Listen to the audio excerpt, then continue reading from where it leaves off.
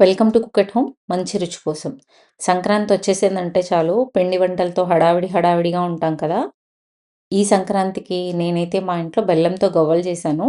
ఈ బెల్లం గవ్వలు టేస్టీగా, క్రిస్పీగా అలానే స్వీట్ షాప్‌లో కొంటే ఎంత టేస్ట్‌గా ఉంటాయో అలానే వస్తాయండి. ఇప్పుడు మీరు గనక నేను చెప్పే ఈ కొలతలతో బెల్లం గవ్వలు చేశారు అంటే, ఈ బెల్లం గవ్వలు చాలా గుల్లగా కూడా వస్తాయి.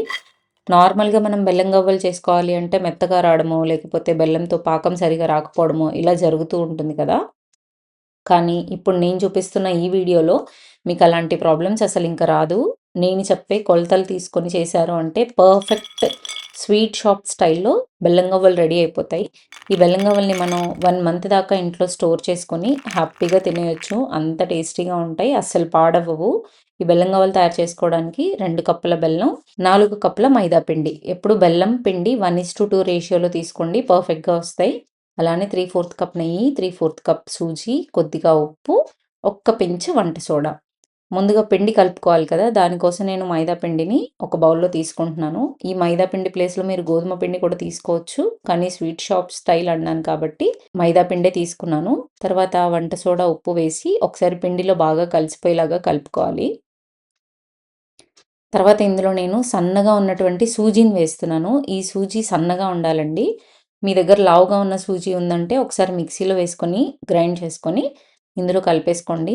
సన్నగా ఉంటే ఏంటి అంటే త్వరగా పిండిలో కలిసిపోతుంది అని అంతే. తర్వాత రుచి ఎక్కువగా ఉండాలి అంటే నెయ్యి యాడ్ చేస్తున్నాను నేను. తర్వాత ఇలా వేయడం వల్ల గుల్లగా వస్తుంది. గవ్వలు ఏదైతే ఉన్నాయో అవి. ఒకసారి ఈ ప్లేస్‌లో నెయ్యి లేదు అనుకోండి, బటర్ లేదా ఆయిల్ కూడా వేసుకోవచ్చు. పిండిలో నెయ్యి మొత్తం ఇలా కలిసిపోవాలి. ఉండ చేస్తే అలా ఉండ ఫార్మ్ అవ్వాలండి. లేకపోతే ఇంకా కొంచెం నెయ్యి యాడ్ చేసుకొని, తర్వాత కొంచెం కొంచెం వాటర్ యాడ్ చేసుకుంటూ చపాతీ ముద్ద కంటే కొంచెం మెత్తగా కలుపుకోండి. మరీ జారుగా కాకుండా, మరీ గట్టిగా కాకుండా ఇలా చూపిస్తున్నట్టుగా కలుపుకోండి. రవ్వ యాడ్ చేశాం కదా! కొద్దిగా వాటర్ ఎక్కువ పీల్చేసుకుంటుంది రవ్వ. అందుకని ఇలా కలుపుకొని ఒక అరగంట సేపు మూసి పెట్టి పక్కన పెట్టేయండి. అరగంట తర్వాత చూడండి పిండి ఎంత చక్కగా నానిపోయిందో. ఇలా మొత్తం అంతా ఒకసారి కలుపుకున్న తర్వాత చపాతీ సైజ్ అంత ఉండని తీసుకోండి. నార్మల్‌గా ఏంటి అంటే మనం చిన్న ఉండలు తీసుకొని గవ్వలు చేసుకుంటాం కదా! అలా చేస్తే ప్రాసెస్ చాలా టైం పడుతుంది. గవ్వలు చేయాలి అంటే లేదు ఏదైనా పిండి వంటలు చేసుకునేటప్పుడు కనీసం ఇద్దరు, ముగ్గురు ఉండాలి కదా! కానీ ఇదొక చిన్న ట్రిక్ అండి. ఇలా నా దగ్గర ఈ చపాతీ రోల్ చేసుకునే బండ ఏదైతే ఉందో అది చిన్నగా ఉంది కాబట్టి నేను చిన్నగా చూపిస్తున్నాను. లేదు మీరు స్టవ్ గట్టు పైనైనా సరే చేసేసుకున్నారనుకోండి, ఒకేసారి పెద్దగా చేసుకొని, ఇలా ఒక రోల్ చేసుకొని కట్ చేసుకున్నామంటే అన్నీ ఈవెన్ సైజులో వస్తాయి. చాలా త్వరగా అయిపోతుంది. ప్రాసెస్ ఒక్కరే ఉన్నా హ్యాపీగా చేసేసుకోవచ్చు. చూసారా? అన్నీ ఈవెన్‌గా ఉన్నాయి కదా! ఇలా చేసుకున్నామంటే మళ్ళీ దాన్ని రోల్ చేసి బాల్‌లాగా చేసే పని కూడా లేదు. హ్యాపీగా ఇలా గవ్వల పీట తీసుకొని చూయిస్తున్న విధంగా ఈవెన్‌గా పైన నుంచి కింద వరకు ఒకే ప్రెషర్ పెట్టి చేసాము అంటే గవ్వలు హ్యాపీగా వచ్చేస్తాయండి. గవ్వల పీట ఉంటే చేసుకోండి. లేదు అంటే మనం స్ట్రైనర్ ఉంటుంది కదా! ఆయిల్‌లో డీప్ ఫ్రై చేసేటప్పుడు దాని మీద అయినా చేయొచ్చు. లేదు అంటే ఒక దువ్వెన కొత్త దువ్వెన తీసుకొని దాని మీద అయినా చేయొచ్చు.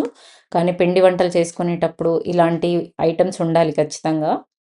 ఇలా అన్నీ చేసుకొని ఒక ప్లేట్‌లో పక్కన పెట్టుకొని, డీప్ ఫ్రైకి సరిపడా ఆయిల్ వేస్తున్నాను నేను. గవ్వలన్నీ చేసి పెట్టుకున్న తర్వాత ఆరిపోకుండా ఉండడానికి ఒక క్లాత్ కూడా కప్పుంచండి. చాలా ఎక్కువ క్వాంటిటీలో చేస్తున్నట్టయితే. తర్వాత ఆయిల్ హీట్ అయిన తర్వాత గవ్వల్ని మీడియం ఫ్లేమ్‌లో మంట పెట్టి కొద్దిగా ఆయిల్ వేడైన తర్వాత నిదానంగా వేసుకోండి. లేదు అంటే మీదికి ఆయిల్ మొత్తం ఎగిరే ఛాన్స్ ఉంటుంది కదా! చూడండి ఇలా. ఇలా గవ్వలన్నీ ఒకే దగ్గర వేశానే, లేదంటే అన్నీ ముద్దగా ఉన్నాయి అని మీరు అస్సలు కంగారు పడాల్సిన పని లేదు. ఆయిల్‌లో వేసేసిన తర్వాత అసలు వాటిని కదిలిచ్చకుండా అలానే వదిలేయండి ఒక 2, 3 నిమిషాలు. అదే కుక్ అయ్యి మెల్లిగా ఇలా పైకి ఫ్లోట్ అవుతాయి. ఇలా పైకి తేలిన తర్వాతనే వాటిని కదిలిచ్చాలి. లేదు అంటే గవ్వలన్నీ విరిగిపోతాయండి. అతుక్కుపోయే ఛాన్స్ కూడా ఉంటుంది. అస్సలు మనం కదిలిచ్చకుండా ఉన్నామంటే హ్యాపీగా అవే సెపరేట్ అయిపోతాయి. చూడండి చక్కగా అన్నీ ఫ్లోట్ అవుతున్నాయి కదా! తేలిపోతున్నాయి. ఈ టైంలో మనం గరిటె పెట్టి కలుపుకోవాలి. అన్నీ కలుపుతూ వేపుకోవాలండి. లేదు అంటే ఒక దగ్గర మాడిపోయి, ఒక దగ్గర కాలకుండా గవ్వ లోపల పచ్చి పచ్చిగా అలానే ఉంటుంది. ఇలా అన్నీ ఒకసారి వేపిన తర్వాత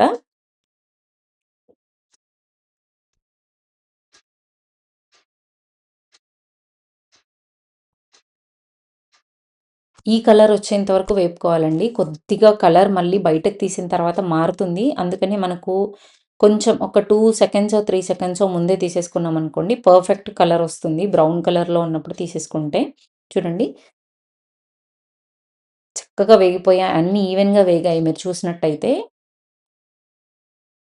ఇలా గవ్వలన్నీ చేసి రెడీ పెట్టుకున్న తర్వాత నేను మీకు సౌండ్ చూపిస్తాను ఎంత క్రంచీగా వచ్చింది అని.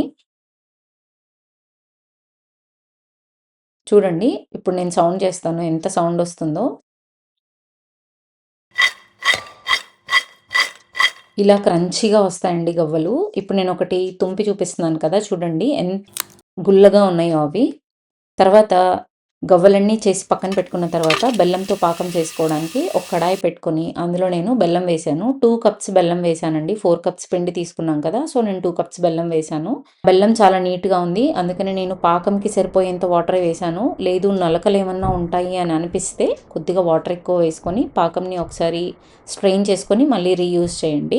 ఇలా బెల్లం ఒకసారి వేసిన తర్వాత మంటని మీడియం టు హైలో పెట్టుకొని ఇలా కలుపుకుంటూ ఉండాలండి. లేదు అంటే బెల్లం మాడిపోతుంది.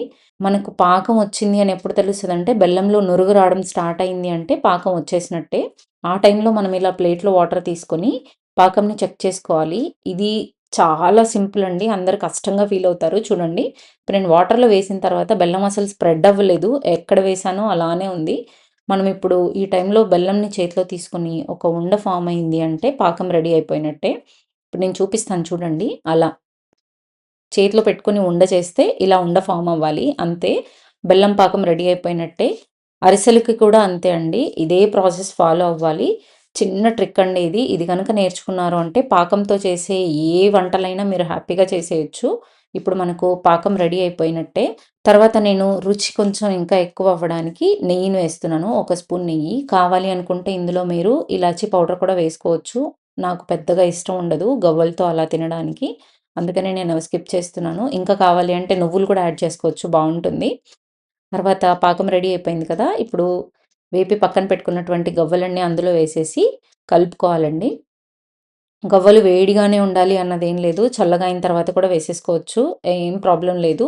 పాకం వేడిగా ఉంటది కాబట్టి ఈజీగా గవ్వలన్నీ అబ్జర్వ్ చేసేసుకుంటాయి పాకాన్ని.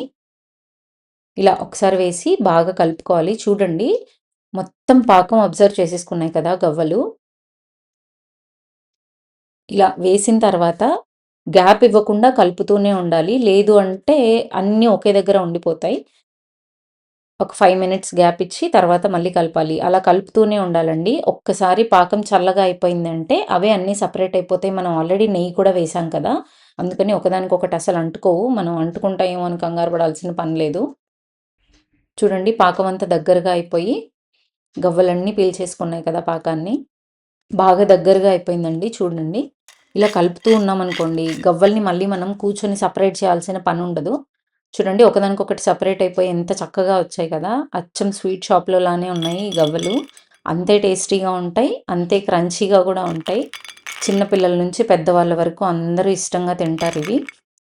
ఈ గవ్వల్ని ఇలా చేసి పెట్టారు అంటే 15 డేస్ నుంచి 1 మంత్ వరకు పాడవకుండా స్టోర్ చేసుకోవచ్చు మనం. స్వీట్ షాప్ స్టైల్‌లో పర్ఫెక్ట్ గవ్వలు రెడీ అయిపోయినట్టే. వీటిని పిల్లలు చాలా ఇష్టంగా తింటారు. అలానే ఈ గవ్వల్ని మనం స్కూల్‌కి స్నాక్స్ లాగా లేదు అంటే ఈవినింగ్ టైమ్ ఇంటికొచ్చిన తర్వాత టైమ్ పాస్ కోసం కానీ ఇలా హ్యాపీగా చేసి పెట్టొచ్చు. చాలా హెల్తీ కూడా. బయట కొనుక్కోవడం కంటే ఇంట్లో చేసి పెట్టడం హెల్తీ గదా! మరి ఈ గవ్వల్ని మీరు కూడా ఇంట్లో ట్రై చేసి ఎలా వచ్చాయో కామెంట్ చేయండి. అలానే ఈ వీడియో మీకు నచ్చినట్టయితే మీ ఫ్రెండ్స్ అండ్ ఫ్యామిలీకి షేర్ చేసి నా ఛానల్‌ని సబ్స్క్రైబ్ చేయండి. Thank you.